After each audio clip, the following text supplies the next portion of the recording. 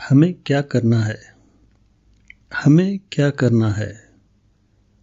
اس سوال کا جواب ایک لفظ میں یہ ہے کہ ہمیں اپنے آپ کو اور دوسرے بندگان خدا کو آگ کے عذاب سے بچانا ہے۔ قرآن نے زندگی کا جو تصور دیا ہے اس کے مطابق زندگی کا اصل مسئلہ یہ ہے کہ آدمی آخرت میں خدا کی گرفت سے بچ سکے، اس آنے والے دن کی سختیوں سے اپنے آپ کو بچانا اور دوسرے انسانوں کو اس سے بچنے کی تلقین کرنا، یہی مسلمان کا اصل کام ہے۔ اور اس کے سارے اعمال کا مرکز و محور یہی ایک چیز ہے۔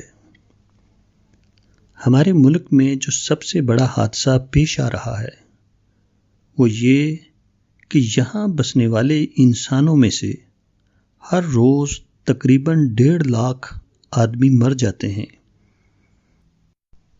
کوئی نہیں جانتا کہ موت کے فرشتے کل کے لیے جن 1.5 لاکھ آدمیوں کی فہرست تیار کر رہے ہیں اس میں ہمارے ملک کے باشندوں میں سے کس کس کا نام ہو۔ ہم میں سے ہر شخص کو موت آنی ہے، مگر ہم میں سے کوئی شخص نہیں جانتا کہ اس کی موت کب آئے گی۔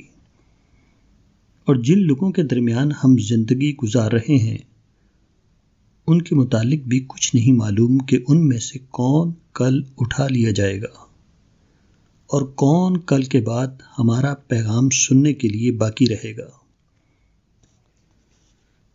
ایک طرف یہ حقیقت ہے اور دوسری طرف یہ واقعہ کہ موت ہماری زندگی کا خاتمہ نہیں بلکہ ہماری اصل زندگی کا آغاز ہے۔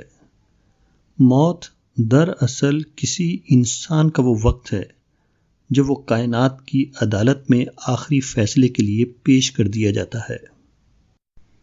اب اگر آپ ان دونوں چیزوں کو ملا دیں، یعنی زندگی کی بے اعتباری اور یہ کہ زندگی کا اصل مسئلہ کیا ہے، تو فوراً آپ کی سمجھ میں آ جائے گا کہ ہمیں کیا کرنا چاہیے۔ موت سے پہلے آدمی کو بہت سے کام نظر آتے ہیں، مگر موت کے بعد آدمی کے سامنے ایک ہی کام ہوگا، وہ یہ کہ خدا کے غضب سے وہ کس طرح بچے۔ جب آدمی کے پاس بہت زیادہ وقت ہو تو وہ بہت سے کام چھیڑ دیتا ہے، مگر جس کو وقت کے صرف چند لمحے حاصل ہوں وہ صرف وہی کام کرتا ہے جو انتہائی ضروری ہے۔ فیصلہ کن لمحات میں کوئی شخص غیر متعلق کام میں مصروف ہونے کی حماقت نہیں کر سکتا۔ یہ آنے والا وقت ہم میں سے ہر شخص کی طرف دوڑا چلا آ رہا ہے۔ ہر زندہ انسان اس خطرے میں مبتلا ہے کہ کل اس کی موت آ جائے اور اس کے بعد نہ اس کے لیے سننے کا کوئی موقع باقی رہے اور نہ ہمارے لیے سنانے کا۔ یہ صورتحال خود بتا رہی ہے کہ آپ کے کرنے کا کام کیا ہے۔ آپ کے کرنے کا کام یہ ہے کہ آپ اس ملک کے ایک ایک شخص تک پہنچیں اور اس کو زندگی کے حقیقی مسائل سے آگاہ کریں۔ اس ملک کی آبادی اگر 60 کروڑ ہے تو اس کا معنی یہ ہے کہ آپ کو 60 کروڑ کام ہیں، کیونکہ آج کا ہر انسان حقیقت سے غافل ہے۔ ہر آدمی اس بات کا حاجت مند ہے کہ اس کو حقیقت کا علم پہنچایا جائے۔ ہمارے رہنما حضرت محمد صلی اللہ علیہ وآلہ وسلم کو جب دعوت حق کے کام پر مامور کیا گیا تو آپ نے مکہ میں ایک تقریر کی۔ نبی صلی اللہ علیہ وآلہ وسلم کی حیثیت سے یہ آپ کی پہلی تقریر تھی۔ حمد و ثنا کے بعد آپ نے فرمایا، رائد اپنے آدمیوں سے جھوٹ نہیں بول سکتا۔ خدا کی قسم، اگر میں تمام لوگوں سے جھوٹ کہہ سکتا جب بھی تم سے جھوٹ نہ کہتا، اور اگر میں تمام لوگوں کو دھوکہ دے سکتا جب بھی تمہیں دھوکہ نہ دیتا، اس خدا کی قسم جس کے سوا کوئی خدا نہیں، میں خدا کی طرف سے بھیجا ہوا رسول ہوں تمہاری طرف، خاص طور پر اور دوسرے انسانوں کی طرف عام طور پر۔ خدا کی قسم تمہیں مرنا ہے، جس طرح تم سوتے ہو اور پھر تمہیں اٹھنا ہے، جس طرح تم جاگتے ہو، اور یقیناً تم سے تمہارے اعمال کا حساب لیا جائے گا، پھر اچھے اعمال کا اچھا بدلہ ملے گا اور برے اعمال کا برا بدلہ۔ اس کے بعد یا تو ہمیشہ کے لیے جنت ہے یا ہمیشہ کے لیے آگ۔ ایک روایت میں ہے کہ آپ نے فرمایا، میرا کام تم کو آخرت کے عذاب سے ڈرانا ہے، جس طرح نذیر عریاں اپنے قبیلے کو آنے والے خطرے سے ہوشیار کرتا ہے۔ اس لیے نبی کو قرآن میں نذیر و بشیر کہا گیا، یعنی وہ مستقبل کے خطرے سے لوگوں کو آگاہ کرتا ہے، اور جو لوگ اس کے مطابق اپنے کو بنا لیں ان کو اس بات کی خوشخبری دیتا ہے کہ وہ کامیاب ہوں گے، اور اسی لیے امت مسلمہ کا مقصد شہادت حق بتایا گیا ہے، یعنی لوگوں کے سامنے اس بات کو واضح کرنا کہ حق کیا ہے اور خدا کے یہاں ان کی نجات کا دار و مدار کس چیز پر ہے۔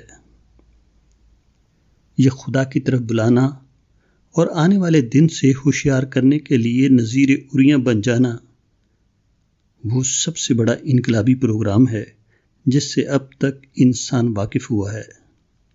حقیقت یہ ہے کہ اس سے بڑے کسی عملی پروگرام کا تصور نہیں کیا جا سکتا۔ دوسرے پروگرام جو دنیا میں اختیار کیے جاتے ہیں وہ اپنے الفاظ اور نعروں کے لحاظ سے بہت بڑے بڑے معلوم ہوتے ہیں، مگر حقیقت یہ ہے کہ وہ سب کے سب نہایت حقیر اور محدود ہیں۔ ان کا دائرہ انسانی زندگی میں تھوڑی تھوڑی دور جا کر ختم ہو جاتا ہے۔ اس کے مقابلے میں یہ نظریہ انسان کے اندر آخری حد تک سرایت کرتا ہے۔ یہ فساد کبیر کے خلاف جہاد عظیم ہے جو دائی کو سرتپا مصروف بنا کر رکھ دیتا ہے۔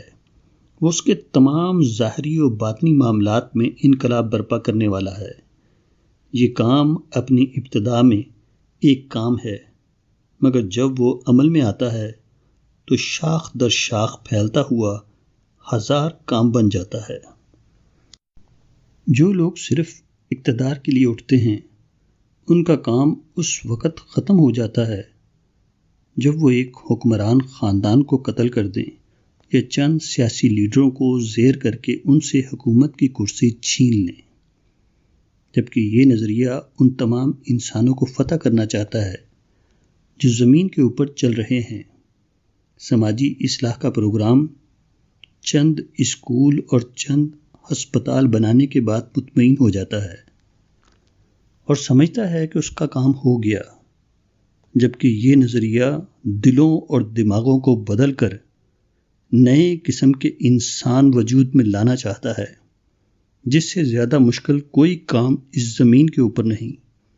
معاشی اسکیمیں چند سال کی دنوی زندگی کے لیے کچھ نشان آدمی کے سامنے رکھ دیتی ہیں، جبکہ یہ نظریہ لامتناہی زندگی کی بے حساب کامرانیاں حاصل کرنے کے لیے آدمی کو متحرک کرتا ہے۔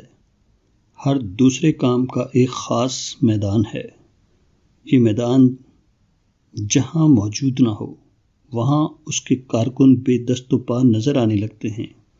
مثلاً اشتراکیت ایسے ماحول میں اپنے آپ کو بے بس پاتی ہے جہاں مزدور اور سرمایہ دار کے درمیان جھگڑے نہ ہوں۔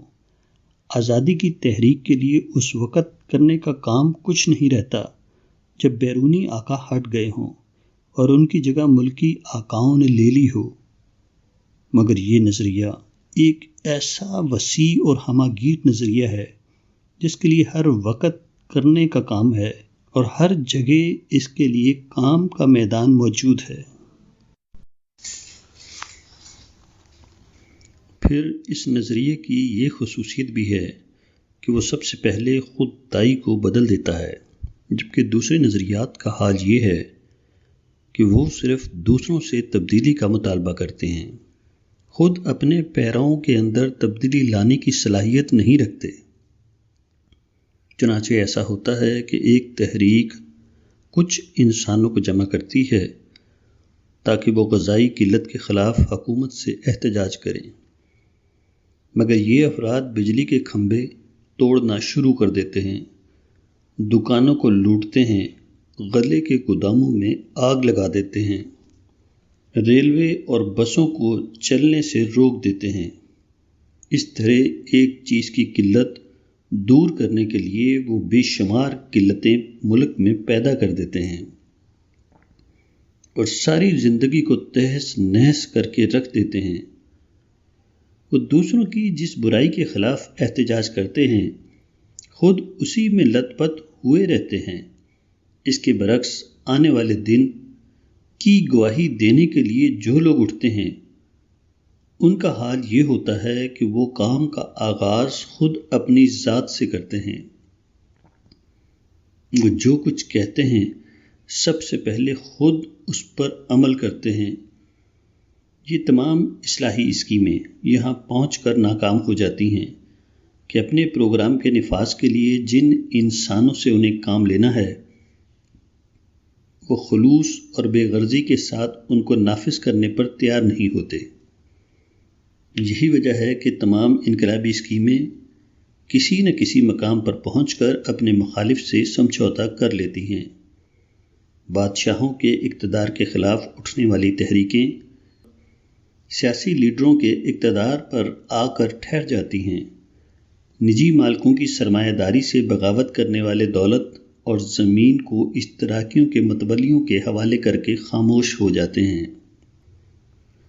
مگر یہ نظریہ وہ واحد نظریہ ہے جو انسان کے اندر حقیقی تبدیلی پیدا کرنے کی طاقت رکھتا ہے۔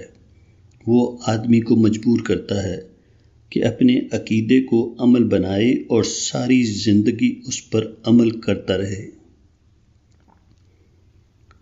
دوسرے نظریات عام طور پر صرف تنقید کا جذبہ ابھارتے ہیں، جبکہ آنے والے دن کا تصور عمل کا جذبہ پیدا کرتا ہے۔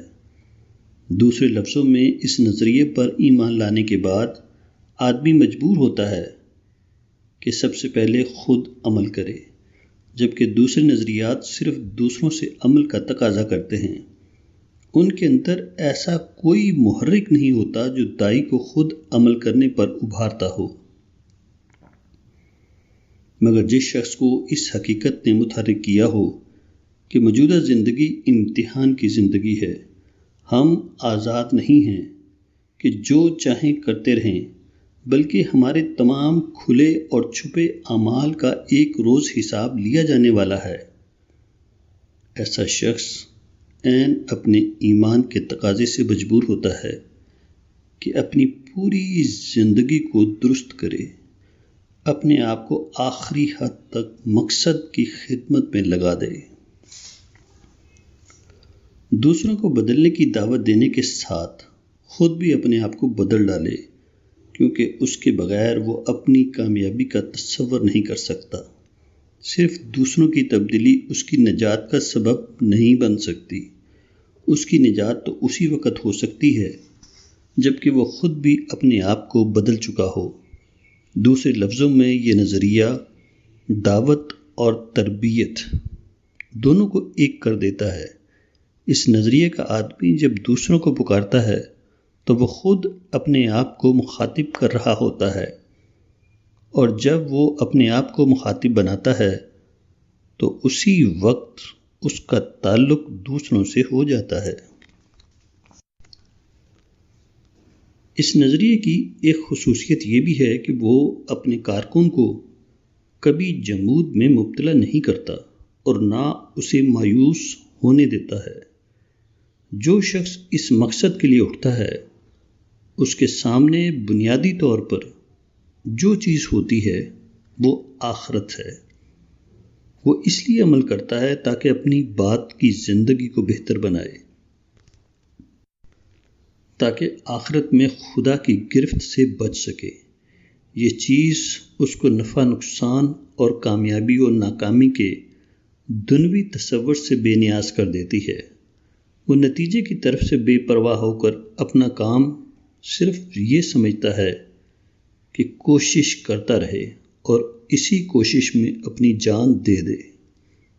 اس کی انتہائی تمنا صرف یہ ہوتی ہے کہ فرشتے جب اس کی رپورٹ لے کر خدا کے پاس جائیں تو اس سے عرض کریں کہ خدایا تیرا بندہ تیرے حکم کی تعمیل میں سرگرم ہے۔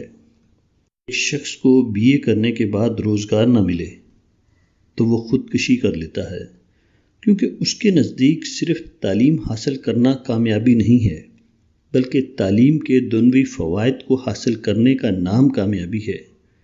ایک سیاسی لیڈر کو اپنے مشن میں کامیابی نہ ہو تو وہ سیاست کا کام چھوڑ کر گوشہ نشین ہو جاتا ہے اور اپنی ناکامی کے احساس کو مختلف قسم کے مشغلوں میں چھپانے کی کوشش کرتا ہے۔ ایک نوجوان دنیا کے مسائل کو دیکھتا ہے، اس کے اندر جذبہ پیدا ہوتا ہے کہ وہ ان کو حل کرے۔ اس جذبے کے تحت وہ نئی دنیا کی تعمیر کے لیے اٹھ کھڑا ہوتا ہے، مگر چند سال بعد جب خود اپنی زندگی کے مسائل اسے گھیرتے ہیں اور اس پر اپنی تکمیل کا مطالبہ کرتے ہیں تو مسائل عالم کی اصلاح کا پروگرام اسے بھول جاتا ہے اور وہ اپنا گھر بنانے اور اپنی ذاتی مسائل کو حل کرنے میں لگ جاتا ہے۔ مگر جو شخص اللہ کے بندوں کو خدا کی طرف بلانے کے لیے اٹھا ہو، اس کے لیے ٹھہرنے اور مایوس ہونے کا کوئی سوال نہیں، کیونکہ اس کا راستہ دنیا میں کہیں ختم نہیں ہوتا، بلکہ وہ سیدھا آخرت تک جاتا ہے۔ وہ پہلے دن سے جانتا ہے کہ اس نے جس منزل کی طرف اپنا سفر شروع کیا ہے وہ اس وقت آتی ہے جب زندگی کی گاڑی اپنے آخری اسٹیشن پر پہنچ جائے۔ وہ آخر وقت تک لوگوں کو صراط مستقیم کی طرف پکارتا رہتا ہے، یہاں تک کہ اسی حال میں اپنے رب سے جا ملتا ہے۔ مومن کے نزدیک کامیابی یہ ہے کہ وہ دنیا میں اپنے رب کی رضا کے لیے کام کرتا رہے، جبکہ دوسروں کے نزدیک کامیابی یہ ہے کہ وہ اپنی کوشش کے نتیجے کو پا لیں۔